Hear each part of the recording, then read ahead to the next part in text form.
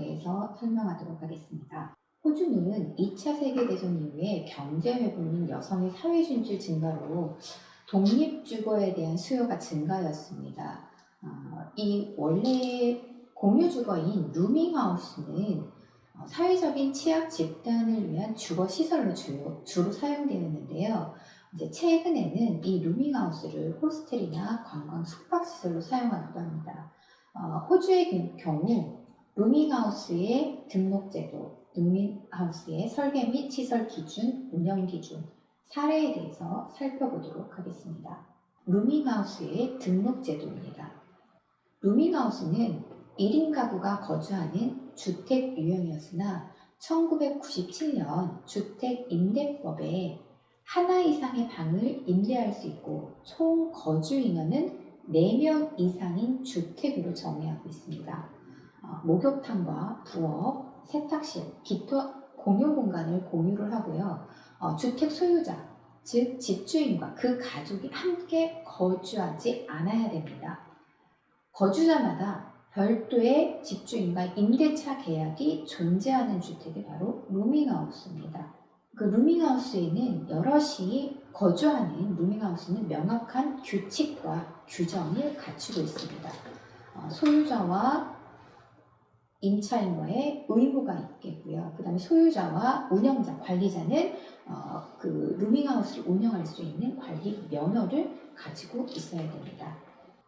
보건복지법에서 운영자는 1개 이상의 방을 4명 이상에게 임대하려는 경우, 즉 루밍하우스를 운영하기 위해서는 지방의회에 공유 숙소로 등록을 해야 됩니다. 즉 루밍하우스는 우리가 기준을 나눴을 때 공유 숙소로 등록을 해서 운영을 해야 된다라고 언급이 되어 있고요. 루밍하우스 같은 경우는 건물의 상황에 따른 사전 인허가를 취득을 해야 됩니다. 그러니까 최소한의 건강, 이제 공중 보건 요건과 건축의 요건과 화재에 대한 안전 기준 등을 충족을 해야 됩니다. 그래서 지방의회에 이 루밍하우스가 운영이 가능한 지역인가, 건물인가 이런 것들을 지방의회의 계획, 건물, 공중보건 요건이 충족되어야 루밍하우스에 등록이 가능하게 되는 것입니다. 루밍하우스를 운영하는 개인 또는 법인은 운영자 면허를 신청을 해야 됩니다. 운영자 면허는 2017년 4월부터 시행이 됐는데요. 이제 3년간 한 번 자격을 갖게 되면 3년간 유효하고 하나의 면허로 여러 건물들을 운영을 할 수가 있습니다. 운영자의 범죄 기록들을 점검한다라고 할 수 있는데 예를 들어 10년 이내에 성범죄나 폭력, 사기 전과가 없어야 되고요. 5년 이내에 루밍하우스에 관련된, 그러니까 부동산과 관련된 전과가 없어야 됩니다.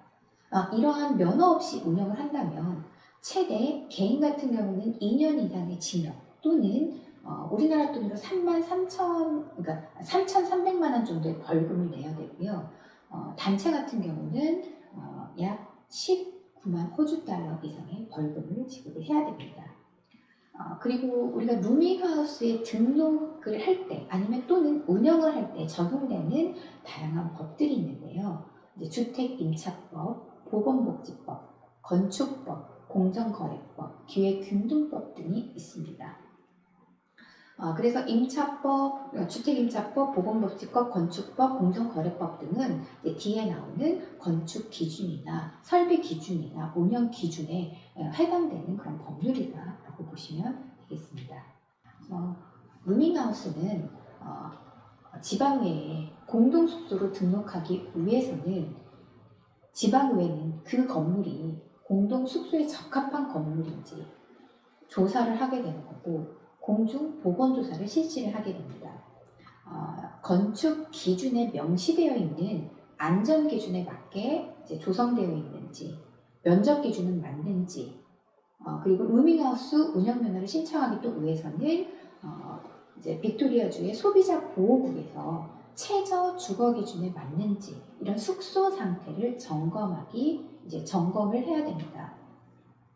건물 같은 경우도 전반적인 보수 상태라든지 화재 위험으로부터 안전한지 이런 루밍하우스의 등록 제도는 왜 발생을 하게 됐냐면 이제 이 지하에 있는 루밍하우스에서 또 2명의 학생이 화재 사건으로 사망한 사건들이 있었습니다. 이제 그 다음부터 루밍하우스 같은 경우는 화재 위험과 그런 이제 화재 안전 시설들을 철저하게 체크를 하기 시작을 하게 됐습니다. 그래서 건물을 조사를 하게 되는 거고요. 이제 보건당국에서 공중보건조사는 세입자 등록이 맞게 되어 있는지, 세입자 수에 따라서 화장실이나 욕실 개수는 맞는지, 슐 규모와 그 루밍하우스의 주택의 과밀 상태는 어떤지 이런 것들을 체크를 해서 공동 숙소를 등록을 하게 되는 거고요.